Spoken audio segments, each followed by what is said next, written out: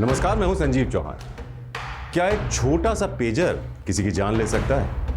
यह सवाल किसी को भी अजीब लग रहा होगा, लेकिन यह सच है कि छोटे से पॉकेट में आ जाने वाले पेजर ने लेबनान में तबाही मचा दी। लेबनान में अचानक पेजर्स पर एक मैसेज आया और एक ही वक्त पर सैकड़ों पेजर्स एक साथ फट गए।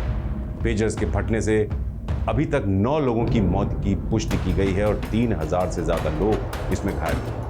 मौत का आंकड़ा अभी और बढ़ सकता है। इस पेजर विस्फोट ने पूरी दुनिया को स्तब्ध कर दिया। तो आइए विस्तार से आपको बताते हैं लेबनान में हुए ऑपरेशन पेजर के बारे में।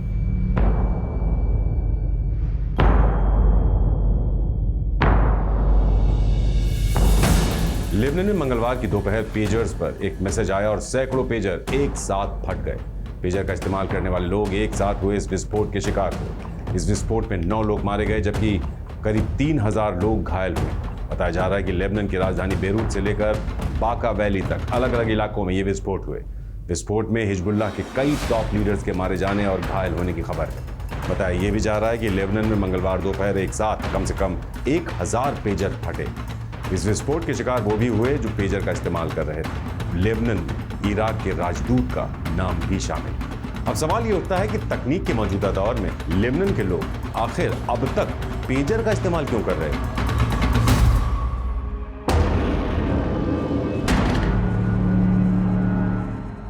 दरअसल लेबनान में हिजबुल्लाह के लड़ाके इजरायली हमलों से बचने के लिए मोबाइल की जगह पेजर का इस्तेमाल करते हैं, क्योंकि मोबाइल फोन को न सिर्फ ट्रैक किया जा सकता है बल्कि उसे हैक करना भी मोसाद जैसी एजेंसीज के लिए बाएं हाथ का खेल है, जबकि पेजर को ट्रैक करना बेहद मुश्किल। लेकिन इजराइल ने तकनीक में पुराने समझे वाले पेजर को भी हमले के लिए इस्तेमाल कर लिया, एक टूल बना लिया हमले का। दुनिया भर के विशेषज्ञ ये मान रहे हैं कि लेबनान को पेजर्स की सप्लाई होने से पहले ही इजराइल ने उनमें छेड़छाड़ कर दी थी। यही वजह है कि इस खेप में लेबनान पहुंचे सभी पेजर्स में एक ही दिन एक ही समय धमाका हुआ। हमले के बाद कई घंटों तक तो हिजबुल्लाह को समझ ही नहीं आ रहा था कि आखिर ये हो क्या रहा है। बाद में बयान जारी कर इस विस्फोट के लिए इजराइल को जिम्मेदार ठहराया गया। अपने बयान में हिजबुल्लाह ने इजराइल से बदला लेने की भी धमकी दी है। हिजबुल्लाह के बड़े नेता ने मीडिया को बताया कि जिन पेजर्स में विस्फोट हुआ है उन्हें हिजबुल्लाह ने हाल ही में इंपोर्ट किया था। शक है कि इस शिपमेंट में आए पेजर्स के साथ छेड़छाड़ की गई। हिजबुल्लाह के लड़ाकों तक ये पेजर पहुंचाए जाने थे, लेकिन लड़ाकों तक पेजर पहुंचने से पहले ही वो मोसाद के पास पहुंच गए। बताया जा रहा है कि मोसाद ने इन पेजर्स की बैटरियों पर बेहद विस्फोटक कहे जाने वाले PETN रख दिए थे। एक पतली सी चिप सी लगा दी थी PETN की। मंगलवार को एक ही समय पर इन पेजर्स को हैक किया गया और इनकी बैटरियों का तापमान बढ़ाकर ओवरहीट करके उनमें एक साथ विस्फोट करा दिया गया। अब तक की जांच में पता चला है कि हर पेजर में 20 ग्राम से कम वजन का विस्फोटक PETN रखा गया था। हिजबुल्लाह के एक अधिकारी का कहना है कि पेजर का ये नया ब्रांड था जिसका संगठन ने इस्तेमाल शुरू किया था। जानकारों के मुताबिक मोसाद ने हिजबुल्लाह की सप्लाई चेन में अपनी पैठ बनाकर उसे हासिल किया और फिर उनमें छेड़छाड़ और सेटिंग्स कर वापस उसे हिजबुल्लाह के पास भेज दिया। ये विस्फोट एक लंबी तैयारी के बाद किया गया ऑपरेशन था।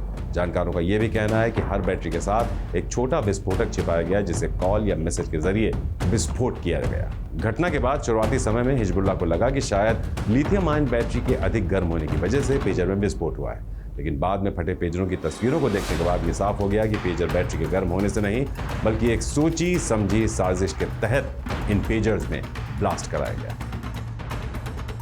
तो बहुत से लोग पेजर के बारे में शायद जानते भी नहीं होंगे। दरअसल पेजर एक छोटी सी कम्युनिकेशन डिवाइस है। इसे मैसेजिंग के लिए इस्तेमाल किया जाता है। मोबाइल शुरू होने से पहले 80 के दशक में पेजर का ही इस्तेमाल किया जाता था। मोबाइल और दूसरी टेक्नोलॉजी आने के बाद पेजर लगभग खत्म हो गया।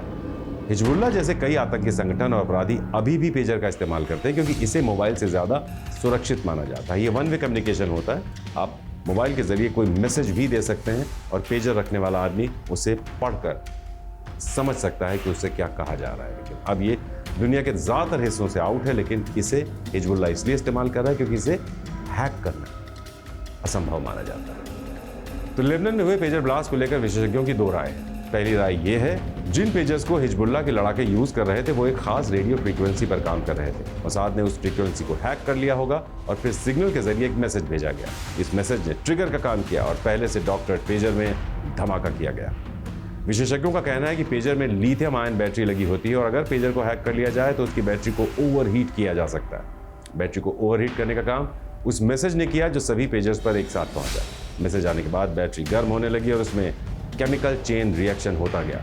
इस केमिकल रिएक्शन से बैटरी का टेम्परेचर अचानक इतना बढ़ जाता है कि उसमें बहुत तेज धमाका हो सकता है। आशंका है कि हिजबुल्लाह के लड़ाके जो पेजर यूज कर रहे थे उनमें पहले से ही बग प्लांट किया गया था और उसी के जरिए एक खास मैसेज भेजकर बैटरी का टेम्परेचर बढ़ा दिया गया, जिससे धमाका हो गया।